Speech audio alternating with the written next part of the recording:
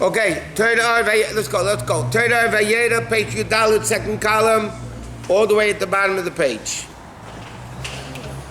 Okay, we're going to start 4 lines from the end of the page. The Alter Rebbe was explaining, as we learned at great length the last few days. There's a tzimtzum that's called Makom Panui, which means that the revelation is so infinitely greater than the thing that you need to reveal that you have to actually remove from the actual to the potential the knowledge that you know, and then you could reveal a level of knowledge that the student can answer. Then there's another type of seichel, which is not such a great difference between the two, and then you have to give what's called a mashal. So the mashal really has nothing to do with the nimshal. Nothing. You want to give a mashal of godliness, the revelation of godliness, so the Arizal uses the example of sunlight. Now sunlight has nothing to do with the revelation of godliness, but in order to understand, have a little bit of comprehension of what that concept of light of Elukus is, we understand it from the mashal of the sun. So he says, V'inei, 4 lines from the end of the page of Yudalit. V'inei, ha-mashal hazeh, this mashal that a person gives in seichel, minyanim achedim, is from different objects, shlei me'inyan ha-seichel, shereitzu lo meidolav.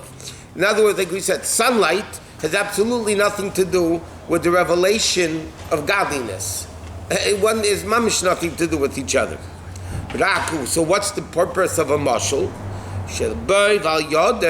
In it and through it, yuven haseichel, or like we were discussing the other day.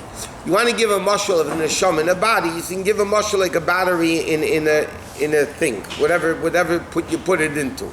The battery is one simplistic power. It doesn't have different powers, flashlight power and talking toy power and walking toy power and this toy. It doesn't.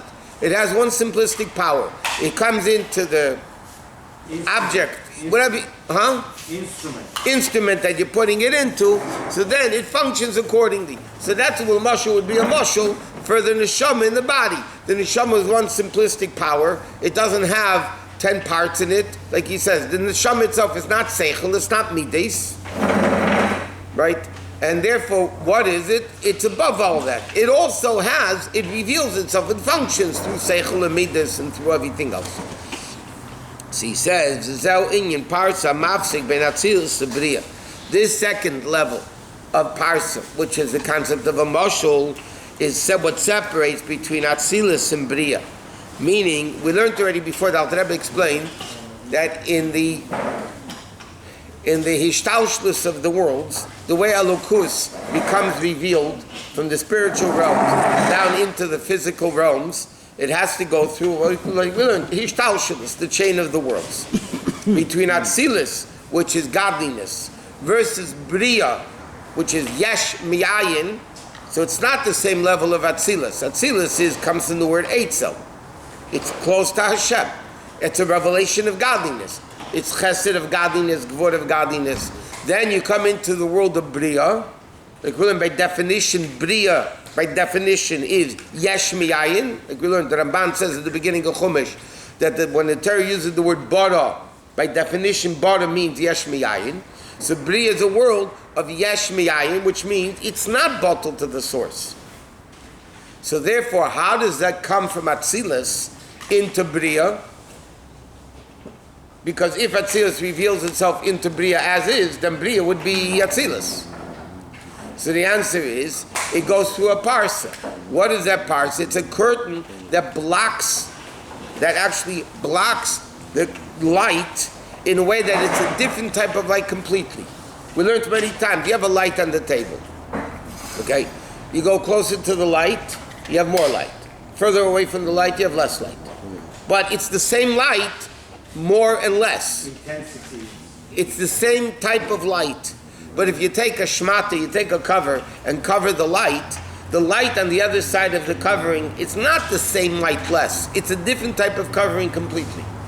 And that Alter Rebbe says is the parsa, this curtain between the world of Atzilus and Bria, which means from the level of Elukus to coming into the level of Bria, there has to be this parsa of Masach Mavdul L'Devarim Me'inyanim Achedim from other things, Shalei Me'inyan Atzilus, not in the same realm as Atzilus, that Shesham Chachmi Beifen Acher Umhus Acher, because in Atzilus, the Chachma Bria is a completely different level of Chachma. In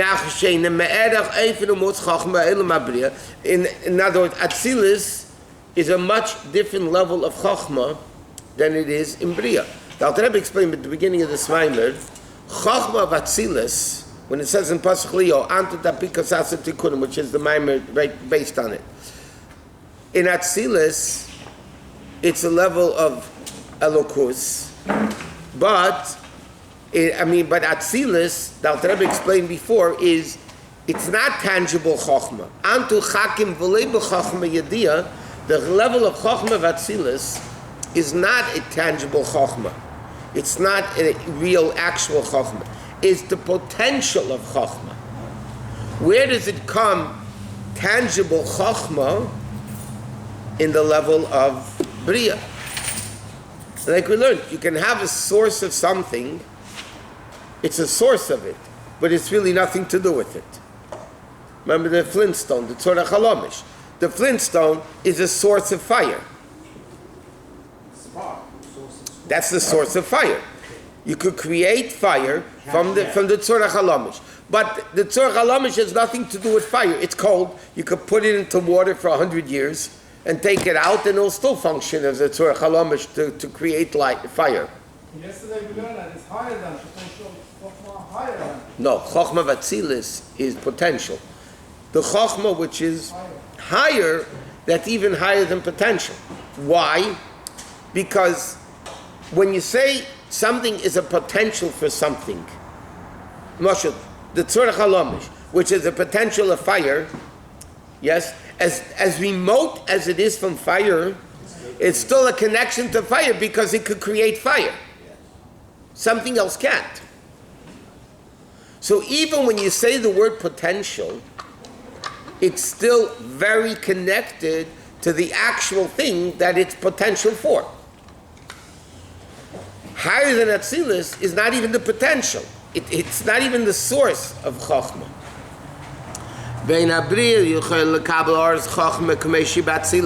And therefore Bria can't handle the level of Chochmah the way it is in Atzilus, only through the curtain that blocks the revelation of Elokus of Atzilus and the Atzilus level. Then it comes here, then it comes down in a tangible way of Chochmah, that the student should understand the Chochmah min hamashul u'mischadish sham bechinas Chochmah gamkin. Okay, so that's what he's explaining. That between Atzilus and Bria, there is a parsa, but not a parsa like he said between Atzilus and higher than Atzilus, which is Mokum Panui. It's actually connected through a mashal, and therefore Bria can exist. Therefore Bria is called Yesh Mi'ayin, Parsa, which is Urshol Tulda. It's a new light. Like we said, you put the shmata curtain over the light. It's a different type of a light. It's not the same light less. It's a completely different type of a light.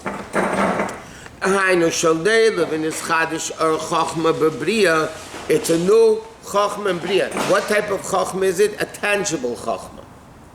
Then it becomes already a tangible Chochmah.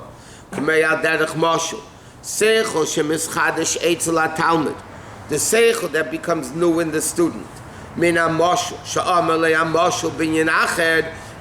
the mashal has nothing to do with the nimshal, like you said before, it's a completely different thing. Nevertheless, from the mashal, you can have an understanding of what Elokus is. To give you another example, the Medrash says, "Ma nefesh mamalas haguf, kacha kadosh baruch hu mamalas ha'olam." The Medrash says that just like the nefesh fills the body, okay, the same way Hashem fills the world.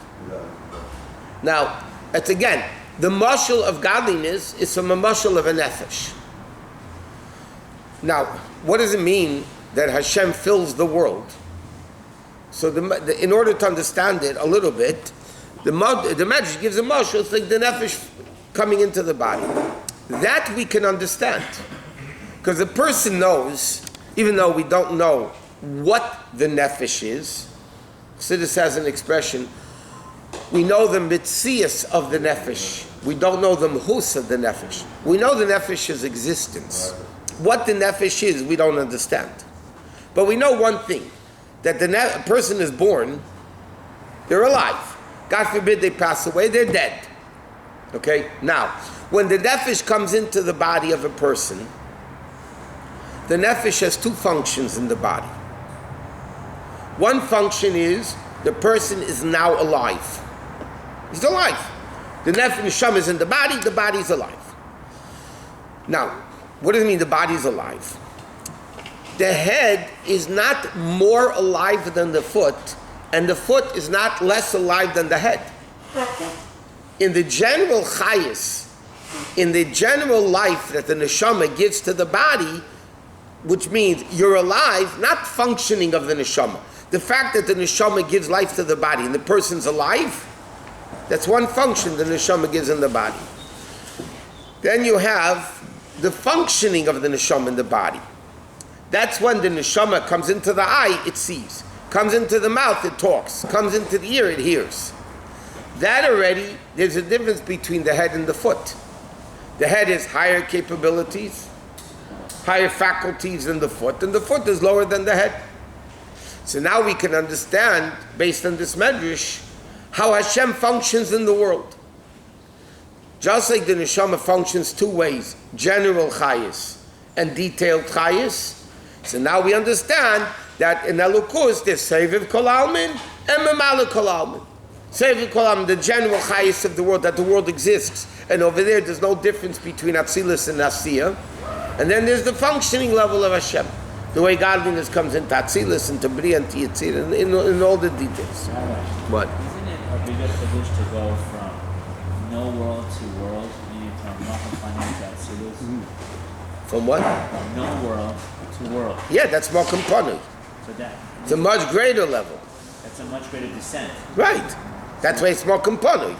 But that's why you need a bigger parcel. But you're saying that the bigger parcel is between No. Atzilus and Bria. No, it's not a bigger. The bigger parcel between Atzilus and Bria. I mean, between Atzilus and higher than Atzilus. Yesh Ma'ayin. This is no.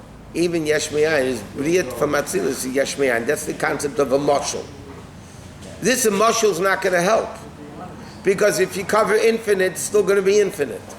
It's not going to help a mashal. You have to have removal. It's a much greater descent. That's exactly what Alter Rebbe is saying. From higher than Atzilus to Atzilus is a greater descent than from Atzilus to Bria. All the parcels are the same? No, you can have a thicker. No, the lower the world, the thicker the parcel. Yeah, obviously. No, But from fourth word to the third word, is it the same parcel? fourth to third is bigger parcel than third to second, because from Atzilus to Bria is something from nothing.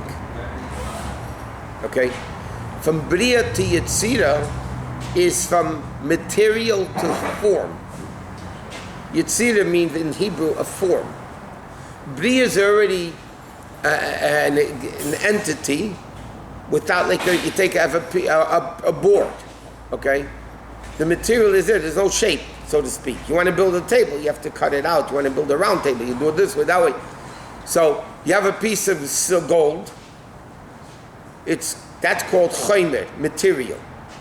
But surah is when you take the material and you make a form out of it. You make a ring, a necklace, or this, or that. So but it's still connected. Form to matter is not a big difference as it is between nothing to something. From Atzilus to Bria is nothing to something. It's a much bigger jump than from material matter to form. Right. Therefore, the parsa between Atzilus and Bria is much, so to speak, for lack of a better word, thicker than it is. It's a spiritual curtain. Denser. But it's spiritual denser, not physical, 10 inches wide. Than it is that. But the parsa is stronger than what's blocking, right? The one? The parsa is blocking Atzilut, right? Right. So it's stronger than Atzilut because it's blocking it. Yeah, it's like saying the curtain is stronger than the sun. It's different. It is the sun. It is a part of the sun. It's not. It contradicts the sun.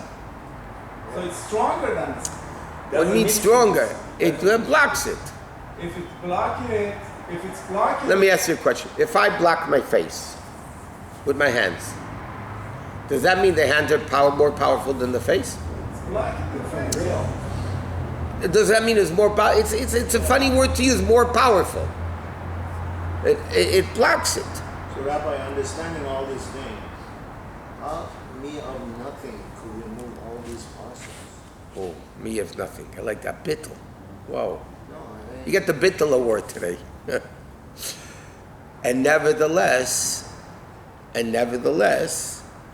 when a yid does a simple, tiny little mitzvah, yeah, they remove all the curtains. How can they do that? Because we have something called the neshama, and neshama is a part of Hashem, without any curtains, without any block, the essence, the yechida.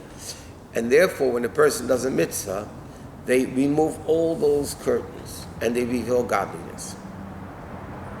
Yeah, that's how great we are. Not because the body is great, because the neshama is great. And as we mentioned last night by the class, you can have a neshama, when a neshama coming into the body, you can have three aspects. You can have the neshama makes up its mind, I will not get affected by the body. Makes a firm resolution, I'm not going to listen to the body. Another way is the neshama has nothing to do with the body. It doesn't mix anyway. And then the third way is the neshama influences the body, controls the body, and enhances the body. That's the avodah of the neshama in the body, is not to have nothing to do with the body. It has nothing to do with locking yourself up in a ghetto and saying, world won't affect me because I'm locked up in a ghetto. What the Baal Shem Tov's chiddush of Ozev Tazev Ima is not that the body contradicts godliness, and therefore you have to break the body that it shouldn't block godliness. The Baal Shem Tov said the body is the vehicle to reveal godliness. Because in essence, the body is a higher level than the neshama. But who controls who? The body or the neshama? But that's up to us. But then, Hashem says, I'm sticking a neshama in your body. Yeah, your mission is to see who controls whom. If the Yetzer Hara controls the Yetzer Tov, meaning the body controls the Yetzer Tov, that's what it says in Tanya Rasha. If the neshama dominates the body and destroys the Yetzer Hara, you're called a tzaddik.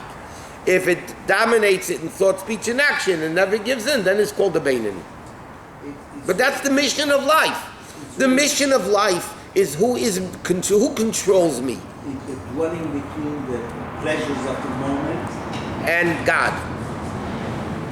the Right. physical pleasures of the moment Right. and the spiritual. So an intelligent person, you're not even a holy person.